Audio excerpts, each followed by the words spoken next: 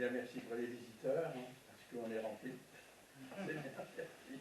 Il en manque quelques-uns, mais bon, c'est... Et bienvenue à madame, là, qui est déjà venue. Donc, je vous invite à lire, on va ce matin se promener un petit peu dans la Genèse, dans le livre de la Genèse. On va lire 4 petits textes autour d'un sujet, vous allez voir, un sujet qui me semble intéressant. C'est en chapitre 13, on va lire du verset 5 à 13.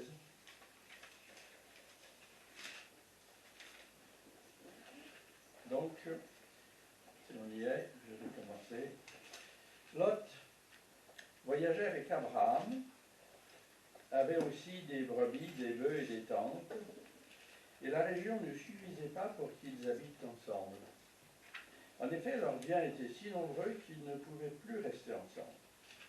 Il y eut une dispute entre les bergers des troupeaux d'Abraham et les bergers des troupeaux de Lot. Les Cananéens et les Phérésiens habitaient alors dans le pays. Abraham dit à Lot, qu'il n'y ait donc pas de dispute entre toi et moi, ni entre tes bergers et les miens, car nous sommes frères. Tout le pays n'est-il pas devant toi? Sépare-toi de moi. Si tu vas à gauche, j'irai à droite, et si tu vas à droite, j'irai à gauche. Lot leva les yeux et vit que toute la plaine du Jourdain était entièrement arrosée. Avant que l'Éternel n'ait détruit Sodome et Gomorrhe, c'était jusqu'à Tsoar, comme un jardin de l'Éternel, comme l'Égypte. Lot choisit pour lui toute la plaine du Jourdain et se mit en route vers l'est. C'est ainsi qu'ils se séparèrent l'un de l'autre. Abraham s'installa dans le pays de Canaan, tandis que Lot s'installa dans les villes de la plaine et dressait ses tentes jusqu'à Sodome. Les habitants de Sodome étaient mauvais et péchaient beaucoup contre l'Éternel. On va tourner quelque part jusqu'au chapitre 18. Et là, on va lire les 3 premiers versets. L'Éternel apparut à Abraham parmi les chênes de Mamré, alors qu'il était assis à l'entrée de sa tente pendant la chaleur du jour. Il leva les yeux et vit 3 hommes debout non loin de lui. Quand il les vit, il courut depuis l'entrée de la tente à leur rencontre et se prosterna jusqu'à terre. Il dit, Seigneur, si j'ai trouvé grâce à tes yeux, ne passe pas loin de ton serviteur. Et puis il fait la cérémonie d'accueil, donc avec le lavement des pieds. Et on va lire un peu plus loin, toujours dans le chapitre 18, au verset 16 et 17. Ces hommes se levèrent pour partir, donc là on les avait arrivés, maintenant ils partent. Ces hommes se levèrent pour partir en se dirigeant du côté de Sodome. Abraham les accompagna pour les reconduire. Alors l'Éternel dit, cacherai-je à Abraham ce que je vais faire? Et donc ce que l'Éternel va faire, il vient voir ces villes de Sodome et de Gomorrhe. Et on va continuer au verset 1.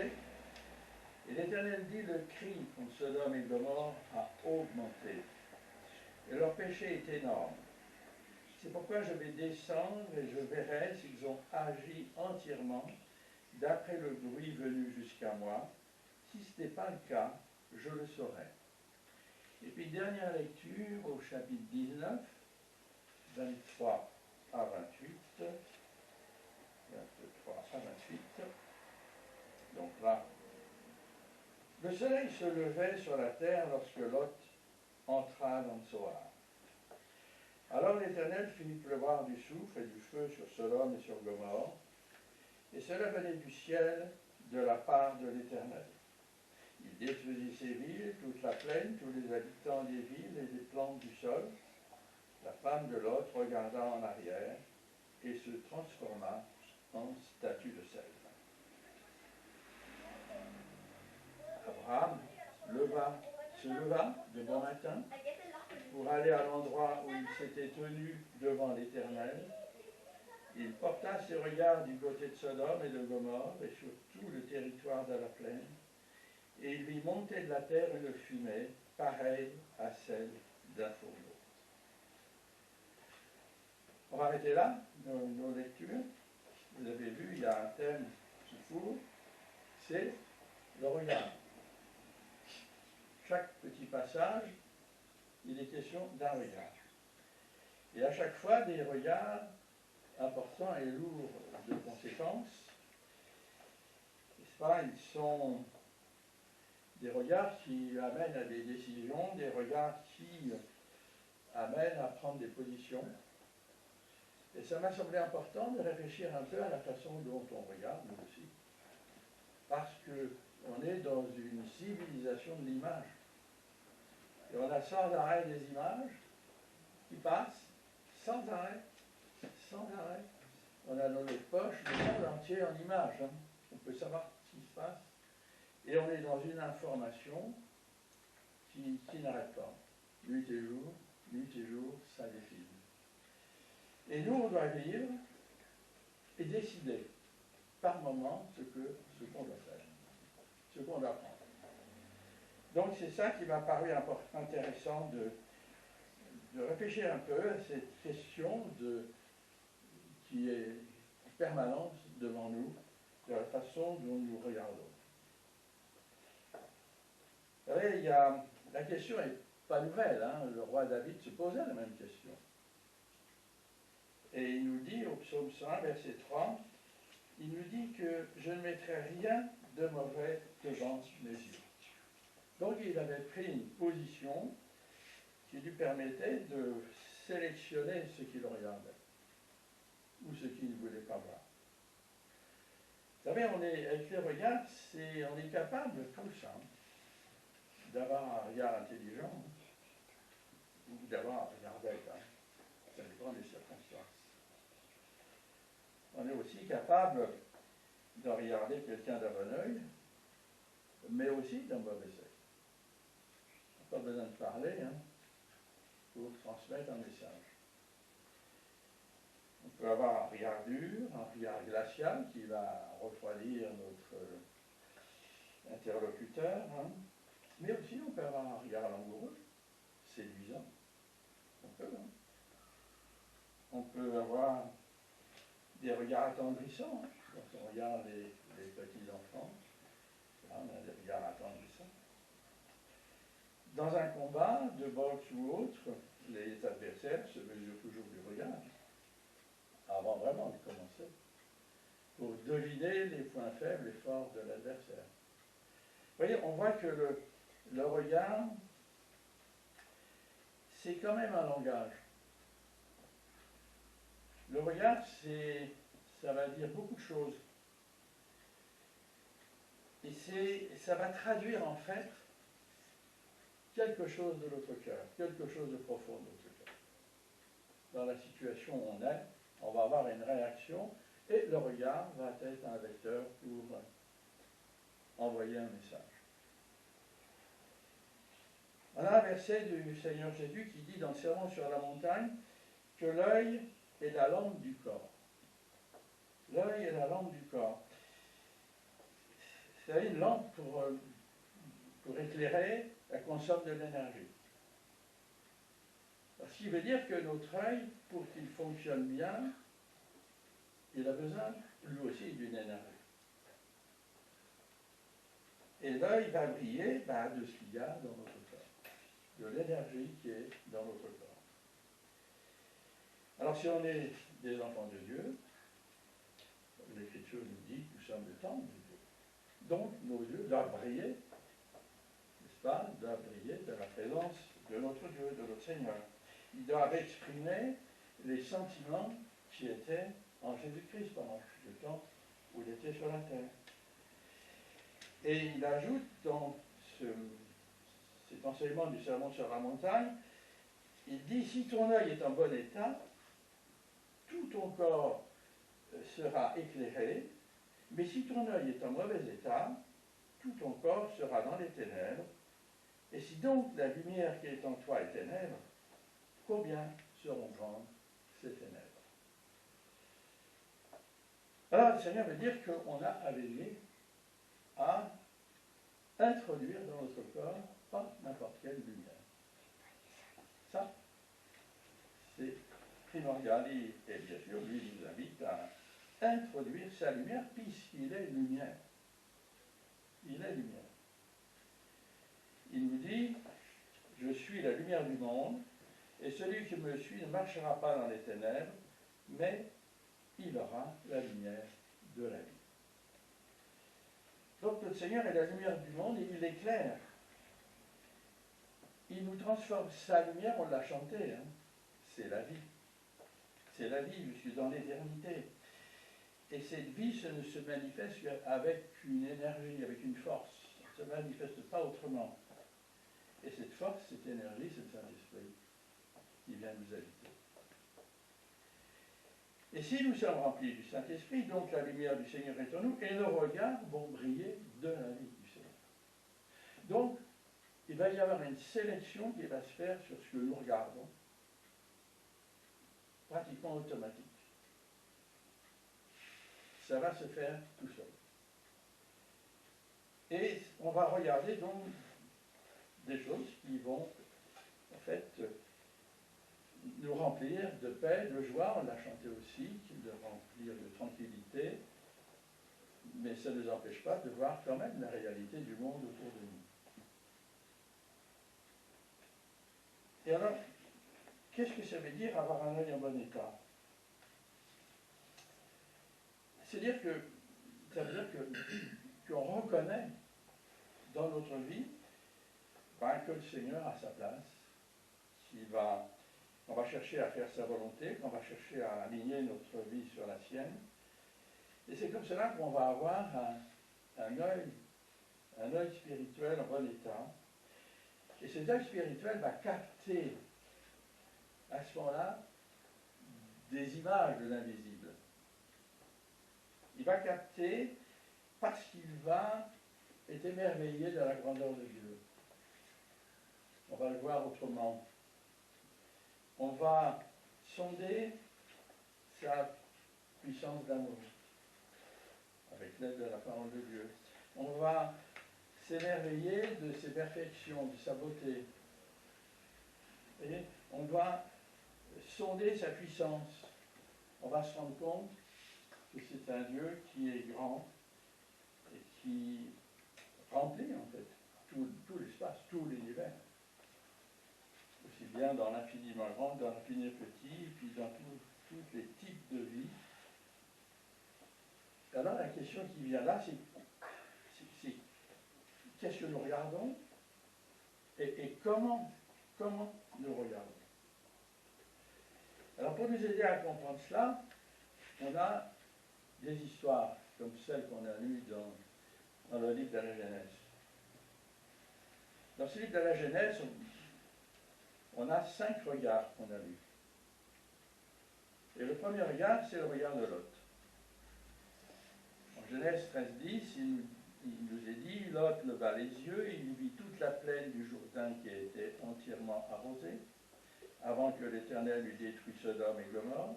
C'était jusqu'à Tsoar comme un jardin de l'Éternel, comme le pays d'Égypte. Alors on pourrait qualifier le regard de Lot, à votre avis, comment? Orgueilleux. Ouais. Hein? Il était heureux. Un regard. Oui, mais il dit quand même quelque chose, son regard. Hein? La convoitise. Voilà. Voilà. Il convoite. Donc, il a une façon de voir la plaine. Alors, qu'est-ce qu'il voit? Ça nous est décrit ce qu'il voit. Il y a 2 villes, Sodome et Gomorrhe. Il y a une plaine qui la voit luxuriante. Et qu'est-ce qu'il voit sur cette plaine? Il voit son troupeau qui se développe, qui prospère. Alors, il voit cette plaine comme le jardin d'Éden. Il voit un paradis, là. Il voit un paradis, et il le qualifie comme le pays d'Égypte. Et ça, c'est une indication, parce que l'image de l'Égypte dans l'Écriture, c'est toujours l'image du recul. c'est toujours l'image de la marche en arrière. Ce qui veut dire que Lot est confus. Il n'est pas clair dans sa tête, il n'est pas clair dans son cœur. Et il mélange bien et mal. C'est ça que ça veut dire. Et cependant, Lot, c'est un homme spirituel. Il est parti avec Abraham, il a quitté son ancienne vie, il a la foi, il marche avec l'Éternel. Hein. Il a fait beaucoup d'expériences. Il est béni. Son immense troupeau, c'est de la bénédiction. Hein. C'est pas n'importe qui, l'autre. Il n'est pas le premier venu. Il y a même un verset dans la deuxième épître de Pierre qui qualifie Lot de juste. C'est injuste. Mais, là, au moment de prendre sa route tout seul, au moment de prendre la décision, la grande décision de sa vie, de manifester sa maturité, de manifester son autorité spirituelle, il convoite. Il convoite, il oublie l'Éternel, et là il ne pense qu'à lui. Il ne pense qu'à lui, parce que la convoitise, ça ne vient pas du Père, ça ne vient pas de Dieu. Et puis il est dit dans 1 Samuel 16 que l'homme regarde à ce qui frappe les yeux. Et ce regard de Lot, il est terrible de conséquences, terriblement lourd de conséquences, ça va se dérouler par la suite, hein, pas sur le moment. Il va tout perdre, sauf sa vie. Tout, il va tout perdre. Il va perdre ses troupeaux, il va perdre la plupart de ses enfants, il va perdre sa femme, il va perdre son honneur avec ses deux filles qui restent, qui vont faire un inceste avec lui, et vont naître deux garçons qui vont donner deux peuples qui vont toujours faire la guerre à Israël. Hein, c'est les Moabites et les Ammonites. Voilà ce qui arrive pour un regard mauvais à un moment capital de la vie. Deuxième regard, c'est le regard d'Abraham. Genèse 18, 2. Abraham leva les yeux et regarda, et voici 3 hommes étaient debout près de lui. Quand il les vit, il courut au-devant d'eux depuis l'entrée de sa tente et se prosterna en terre. Alors le regard d'Abraham, vous le qualifiez comment? Prévisionniste. Il fait la sieste là. Il est à l'entrée de sa tente, à la chaleur du jour. Moi je pense qu'il faisait la sieste. Ah oui, mais qu'est-ce qu'il a fait lever alors? Voilà, c'est ça qui est intéressant. C'est ça. Et qu'est-ce qu'il fait? Premier regard, il entend du bruit, il lève les yeux, il voit 3 hommes là-bas, sous l'arbre, et il court se prosterner devant eux. C'est ça qu'il fait. Et pourquoi il fait comme ça? Pourquoi? Parce que il les connaît. Il les a jamais vus, mais il les connaît. Il les connaît. Il est appelé l'ami de Dieu, hein, en Jacques. Pourquoi? Parce que il passe du temps avec Dieu. Il passe du temps avec Dieu, il admire l'œuvre de Dieu, il admire la création. Hein, il considère les plans de Dieu, puisque lui, il a une vie où le temps se déroule sur une vingtaine d'années. Il cherche à connaître Dieu, ce Dieu qui se révèle, il cherche à le connaître, il l'aime, et puis il l'écoute, et il le sert. Voilà. Ce qui fait que quand il le voit, il le reconnaît. Et c'est pour ça qu'il va se lever et puis venir apporter ses hommages à Dieu. Et il le reconnaît sans hésiter. Ça aussi, c'est intéressant. Parce qu'il le connaît dans son cœur. Il le connaît dans son cœur. Moi, j'ai eu rendez-vous, je ne sais pas combien de fois, dans des gares là, en Allemagne ou je ne sais pas où, avec des gens que je ne connaissais pas, on s'est toujours trouvé dans la foule. Toujours. Pas de doute. C'était cet homme ou cette femme-là qui m'attendait. Et l'autre aussi pareil. Alors là, la façon de voir, là je me suis dit, il y a quelque chose. Jamais. On s'est trompé. Et pas de hasard. Hein? Pas de hasard. Voilà. Parce que tous les deux, ben, on aime le même Seigneur. Et on le sert de la même manière. C'est ça, j'ai trouvé ça étonnant. Le troisième regard que nous avons lu, c'est le regard qu'on trouve en Genèse 18, 16. Ces hommes se levèrent pour partir et ils regardèrent du côté de Sodome. Ça, c'est le regard de l'Éternel. Alors là, le regard de l'Éternel, c'est un regard de sainteté.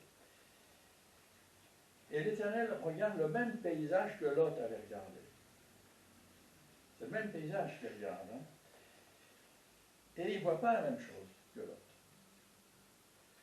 Lot était séduit par un monde luxuriant. Il y voyait le jardin d'Éden. Mais l'Éternel n'y voit pas du tout son jardin. Hein? Pas du tout. L'Éternel y voit le péché, qui est quand même dominant dans ces villes. Absolument dominant. Et tellement dominant qu'il décide de détruire ces villes. Et on lit que l'Éternel regarde. Il regarde le monde, il nous regarde. Il nous voit. Il a la capacité de voir toute la terre en même temps. Et il nous voit. Hein, Proverbe 5, 21, là, les voies de l'homme sont devant les yeux de l'Éternel. Puis on a un autre verset dans les psaumes 66 qui dit « Ses yeux observent les nations aussi sont regardées. » Et Habakkuk nous dit « Tes yeux sont trop purs pour voir le mal, et tu ne peux pas regarder l'iniquité. » Et c'est comme ça que notre Dieu regarde le monde, regarde notre vie, et nous, alors comment on regarde le monde autour de nous, hein? C'est aussi une question qu'il faut penser quand même de temps en temps. Et puis un regard intéressant, c'est le regard de la femme de Lot. Genèse 19, 26, nous lisons, la femme de Lot regarda en arrière, elle devint une statue de sel. Alors, à votre avis, le regard de Madame Lot, il est comment? Le regret. Ah ouais. Et ouais. Et ouais. Pendant Madame Lot, elle a partagé la vie de son mari, hein, depuis de longues années. Elle a été à l'école d'Abraham. Hein. Elle partage la foi de son mari. Elle a travaillé avec son mari. Elle a participé aussi à l'élévation sociale de son mari, hein, et de la famille. Parce que quand ils sont arrivés dans la plaine, eh bien, ils vivaient sous une tente. Les tentes se sont avancées près des villes. Et puis après, ils ont été habités en ville. En ville, dans des maisons en dur, c'est quand même du confort, c'est quand même des commodités. Et Madame Lot ne supporte pas qu'il faille tout abandonner. Tout quitter, ses facilités, et puis recommencer à zéro. Et en plus, elle a pris de l'âge, elle a vieilli. Il faut avouer que l'épreuve est dure, voire très dure. Hein. Mais seulement la voie qu'ils avaient choisie, c'était pas la bonne. C'était pas la bonne. Ils s'éloignaient de ce que Dieu avait préparé comme vie pour eux. Et ils s'en éloignaient.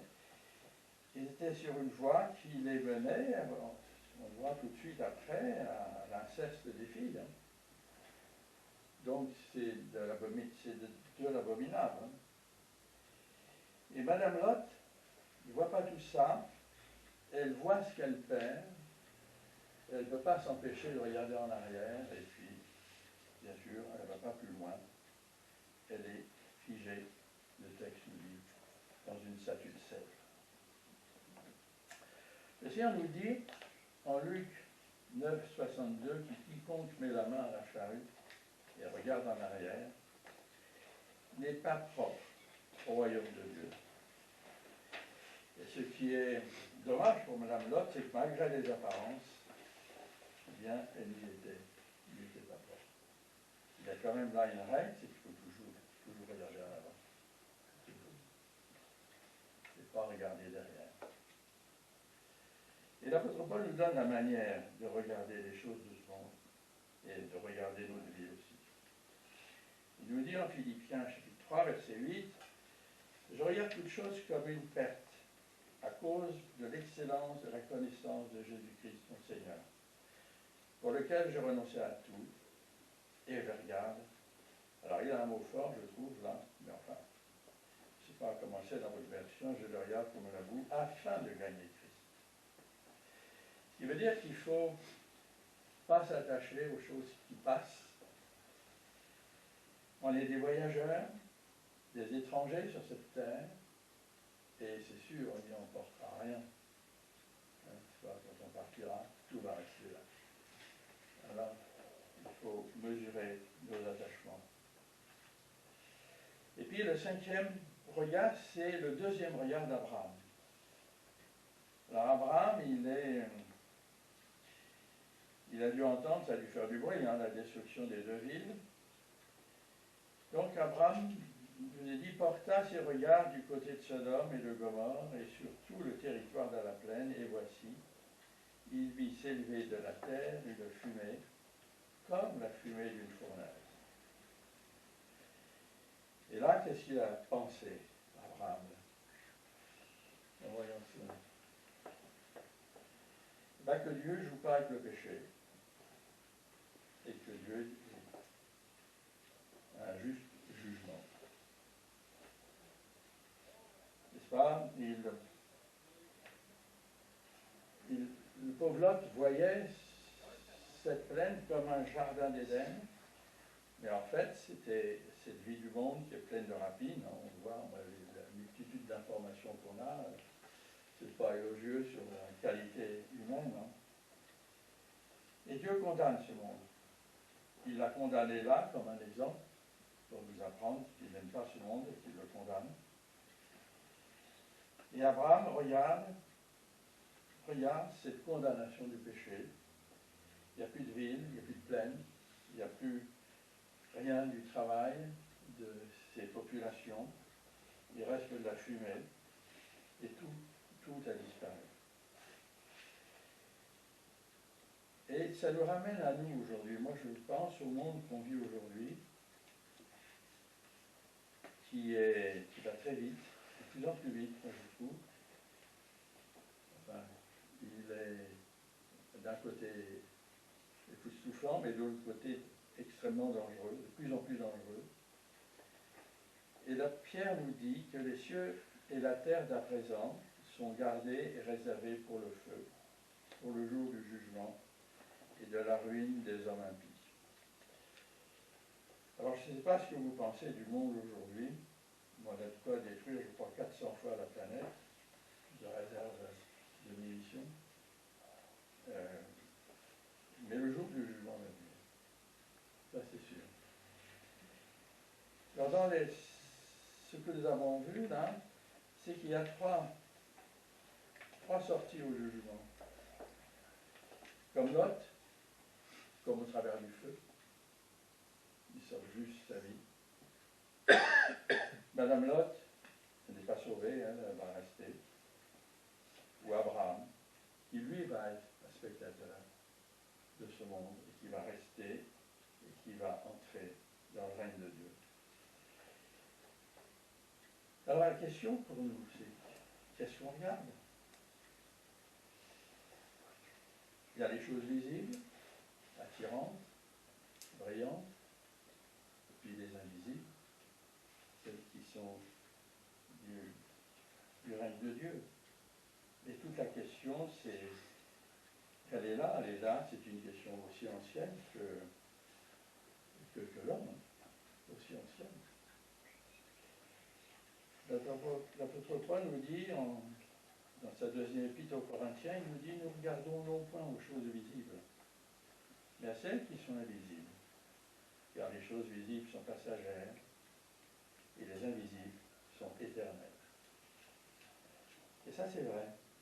Moi, je me rends compte que mon petit temps de vie, là, il y a des choses qui étaient très importantes. Il y a longtemps que c'est disparu. Il y a des choses, on a donné notre vie.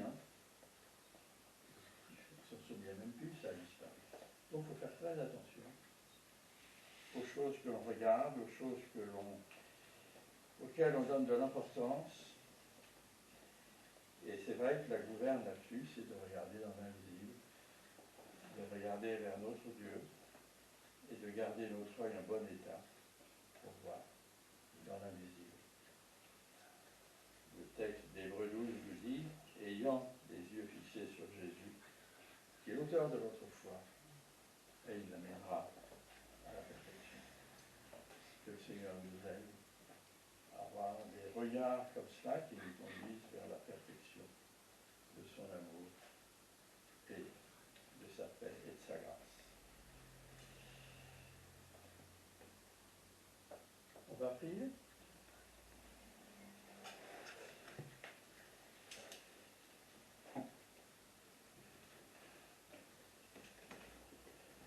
Merci Seigneur de nous donner de regarder ce monde autour de nous avec tes yeux,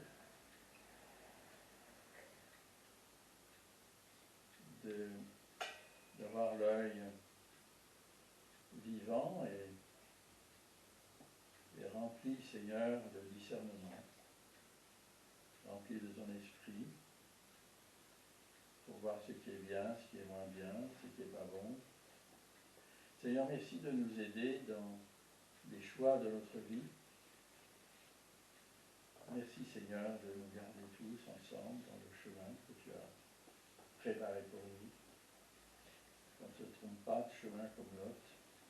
Merci Seigneur de mettre ta bonne main sur nos vies et nous te les confions afin que tu nous les gardes dans ta joie et dans ton amour et ta paix. Merci de nous réjouir de ta face.